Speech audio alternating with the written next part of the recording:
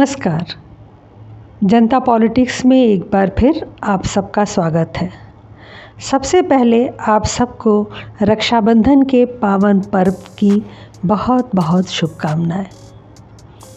आज हम रक्षाबंधन के इतिहास और उसके विषय में कुछ भ्रांतियों पर चर्चा करेंगे। रक्षाबंधन की शुरुआत कैसे हुई, इससे जुड़ी कई पौराणिक कथाएं हैं। पद्म पुराण, स्कंद पुराण, श्रीमद् भागवत में भी रक्षाबंधन का उल्लेख मिलता है। पर यह मान्यता है कि सर्वप्रथम माता लक्ष्मी ने राजा बलि को राखी बांधी थी। राजा बलि बहुत बड़े दानवीर थे। एक बार जब भगवान विष्णु ने वामावतार रूप लेकर राजा बलि से 3 पग भूमि दान में मांगी और 3 पग भूमि में उन्होंने धरती, आकाश, पाताल नाप लिया और राजा बलि को पाताल में पहुंचा दिया था। तब राजा बलि ने भगवान से वरदान मांगा कि आप मेरे यहाँ पाताल लोक में ही रहेंगे, और भगवान ने तथास्तु कहकर उनकी बात मान ली। परंतु जब भगवान विष्णु पाताल लोक में रहने लगे और अपने धाम वापस नहीं आए, तब माता लक्ष्मी एवं अन्य देवता परेशान हो गए और नारद जी की सलाह मानकर श्रावण मास की पूर्णिमा को माता लक्ष्मी पाताल लोक गईं और राजा बलि को रक्षा सूत्र बांधकर भगवान विष्णु को वापस ले जाने का वचन मांगा। इसके बाद से ही रक्षाबंधन का त्यौहार मनाया जाने लगा। महाभारत में द्रौपदी ने भगवान कृष्ण को राखी बांधी थी। वैसे तो द्रौपदी भगवान की सगी बहन नहीं थी, परंतु भगवान कृष्ण उन्हें अपनी सगी बहन के समान ही प्रेम करते थे। कहा जाता है कि एक बार भगवान की उंगली उनके सुदर्शन चक्र से कट गई थी, तो द्रौपदी ने अपनी साड़ी फाड़कर उन्हें पट्टी बांध दी थी। उसका कर्ज भगवान ने चीर हरण के समय चुकाया और उसके बाद से निरंतर द्रौपदी भगवान कृष्ण को राखी बांधती रही थी। परंतु इतिहास में हमें इनका जिक्र नहीं मिलता, क्योंकि इतिहास तो बनाया और थोपा गया था। हमारे इतिहास में फर्जी कहानियों का अंबार है। हम बचपन से पढ़ते आ रहे हैं कि युद्ध की विपत्ति के दौरान मेवाड़ की रानी कर्णावती ने मुगल शासक हुमायूं को पत्र और राखी भेजी थी, जिसके बाद वो तुरंत उनकी मदद के लिए निकल पड़ा था। हालांकि मुगलों को महान बनाने के लिए जिस तरह की तिकड़मों का जाल बुना गया है, उसमें इस कहानी पर विश्वास होना मुश्किल है। क्या आपको पता है कि उस समय के इतिहास में ऐसी किसी घटना का जिक्र नहीं मिलता? तो सबसे पहले वो प्रचलित कहानी क्या है? कहानी कुछ यूँ है कि गुजरात पर शासन कर रहे कुतुबुद्दीन बहादुर शाह ने मेवाड़ पर आक्रमण किया। इसी दौरान महारानी कर्णावती ने मुगल शासक हुमायूं को पत्र भेजा। साथ में उन्होंने एक राखी भी भेजी और मदद के लिए गुहार लगाई। इसके बाद हुमायूं तुरंत उनकी मदद के लिए निकल पड़ा था। इस घटना को रक्षाबंधन से भी जोड़ दिया गया था। अब आपको बताते हैं कि ये कहानी आई कहाँ से। दरअसल 19वीं शताब्दी में मेवाड़ की अदालत में कर्नल जेम्स टॉड नाम का एक अंग्रेज था। उसने ही अपनी एक पुस्तक में इस कहानी का जिक्र किया था। ईस्ट इंडिया कंपनी के जेम्स टॉड ने ही सन 1535 की इस घटना का जिक्र करते हुए लिखा था कि राखी पाकर हुमायूं तुरंत मदद के लिए निकल पड़ा था। टॉड लिखते हैं कि जब बहुत ज़्यादा ज़रूरत हो या फिर खतरा हो, तभी राखी भेजी जाती थी और राखी प्राप्त करने वाला भाई अपने बहन की रक्षा के लिए निकल पड़ता था। राखी पाकर हुमायूं भी काफ़ी खुश हुआ था। उन्होंने लिखा कि हुमायूं ने खुद को एक सच्चा शूरवीर साबित किया और पश्चिम बंगाल में अपने आक्रमण को छोड़कर चित्तौड़ को बचाने के लिए निकल पड़ा। राणा सागा की विधवा और बच्चों की रक्षा के लिए निकल पड़ा। हालांकि हुमायूं के पहुंचने से पहले ही चित्तौड़ पर बहादुर शाह का कब्जा हो चुका था और रानी ने कई महिलाओं समेत जौहर कर लिया था। टॉड लिखते हैं कि इसके बावजूद आक्रांता को भगाकर हुमायूं ने वादा पूरा किया। अब इसी कहानी को इतिहास के नज़रिए से समझते हैं। सबसे पहले तो बता दें कि महारानी कर्णावती राणा सागा की पत्नी थी। राणा सागा, जिसके लिए हल्दीघाटी में लिखा है कि सागा को 80 घाव लगे, मरहम पट्टी थी आँखों पर, फिर भी उसकी बिजली सी पड़ गई छपाछप लाखों पर। राणा सागा को 80 घाव लगे थे, फिर भी उनकी तलवार बिजली की तरह छपाछप मुगलों को काटते जा रही थी।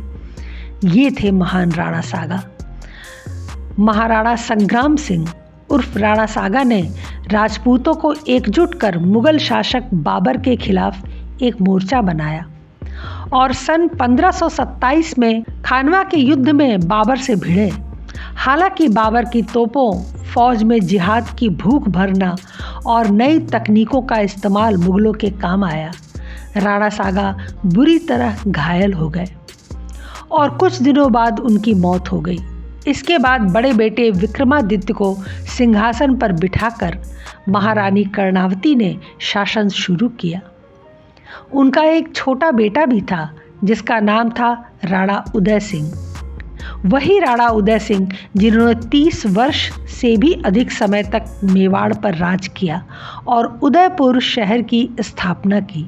उनके ही बेटे महाराणा प्रताप थे जिन्होंने अकबर की नाक में दम किया था।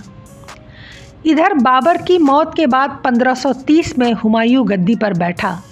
उस समय गुजरात पर वहाँ की सल्तनत के बहादुर शाह का राज था। बहादुर शाह ने अपने राज्य के विस्तार के लिए कई युद्ध लड़े।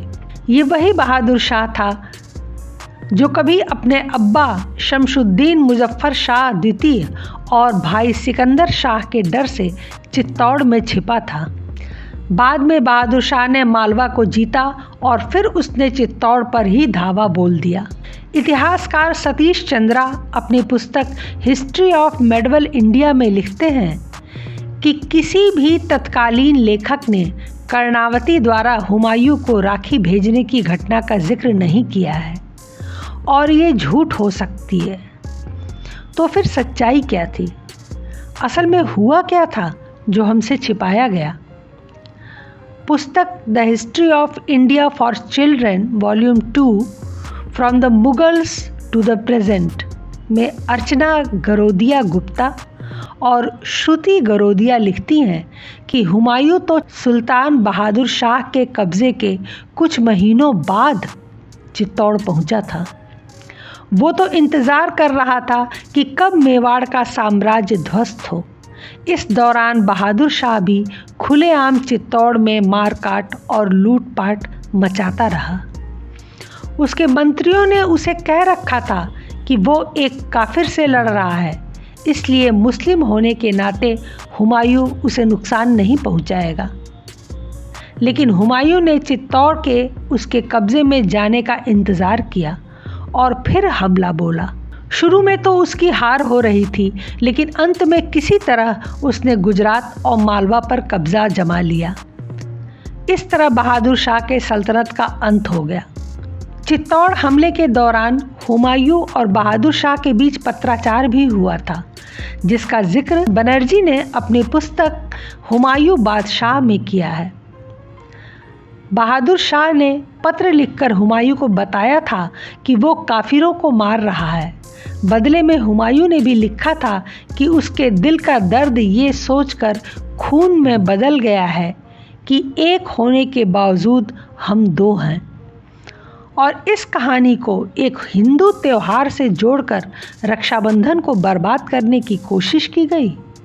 संशयवादियों का दावा है कि हुमायूं की देरी जानबूझकर की गई थी, क्योंकि वह इस बारे में अनिर्णित था कि उसे अपनी हिंदू बहन के लिए लड़ना भी है या नहीं। हुमायूं ने बहादुर शाह के खिलाफ रानी कर्णावती की मदद नहीं की, क्योंकि उन्हें लगा कि इस्लाम धर्म के अनुसार मुस्लिम आक्रमणकारी के खिलाफ एक हिंदू शासक की मदद न करना ही बेहतर होगा। रानी कर्णावती का क्या हुआ? चित्तौड़ में जो 3 जौहर हुए थे उनमें से एक ये भी था, जहां पुरुषों को केसरिया वस्त्र पहनकर युद्ध के लिए निकलना पड़ा। अंदर किले में रानियों ने अन्य महिलाओं के साथ जौहर किया। 8 मार्च 1934 को इन महिलाओं ने इस्लामी शासकों के हाथों में जाने के बदले मृत्यु का वरण किया। राजकुमारों को एक सुरक्षित जगह पर रखा गया था, इसलिए वो बच गए। इस्लामी फौज ने कई बच्चों की भी हत्याएं कर दी। कर्णावती के राखी भेजने पर हुमायूं द्वारा मदद करने की खबर उतनी ही फर्जी है जितनी जोधा अकबर की। आज तक कई फिल्में और सीरियल बन चुके हैं, लेकिन किसी ने भी जोधा अकबर की प्रामाणिकता के विषय में रिसर्च करने की कोशिश नहीं की। जेम्स टॉड ने ही जोधा के नाम का भी जिक्र किया था।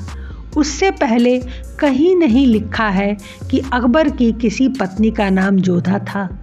ये भी एक बनावटी कहानी भर है। तो इस तरह आज आपको स्पष्ट हो गया होगा कि रक्षाबंधन का त्यौहार हमारे पुराणों और शास्त्रों पर आधारित है, न कि मुगल काल के किसी ऐसे इंसिडेंट पर जिसका कि कहीं इतिहास में जिक्र भी नहीं है। उम्मीद है कि इस झूठ को आप अपने आने वाली सभी पीढ़ियों तक ज़रूर पहुंचाएंगे। रक्षाबंधन के पावन पर्व की आप सबको अनेक शुभकामनाएं। आज के लिए बस इतना ही। हमारे चैनल को सब्सक्राइब करें, लाइक करें और शेयर करें। धन्यवाद। नमस्कार।